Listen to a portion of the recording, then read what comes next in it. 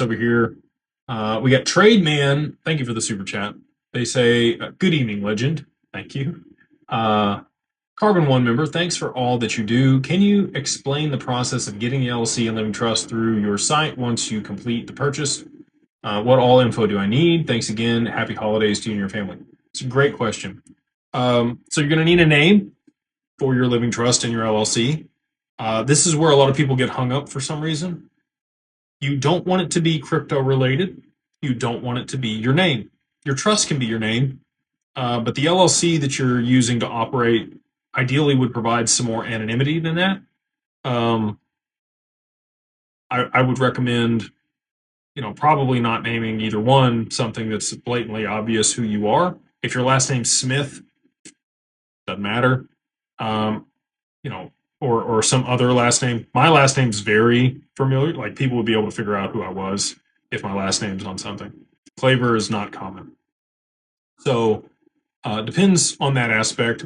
What I like to do is I like to think of things that mean something to me and my family and abbreviate them or spin the letters around into something and use that as the name for stuff. So it means something to us, but other people aren't going to have any idea that it's associated with our family or myself or my kids, right?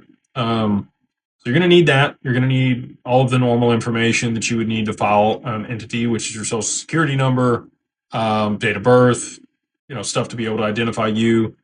You are the beneficiary, the ultimate beneficiary of the LLC, but your information is not going to appear on any public documents because of the way we file it. So they're going to ask you for all that information. You're going to set when does your tax year end. You're going to say December 31st, like everybody does. You could make it September if you wanted to. You do get to change that once every 10 years if you want to. So if you do find yourself up against a wall at the end of the year and you want to backdate your financial year to the month before, make it like November 31st or September, then you can do that and you get a whole nother 11, 9 months, whatever it is, to mitigate your taxes or spend that money that you made. That's a common way that I've seen people. It's a loophole to be able to mitigate taxes. So anyway, back to this deal.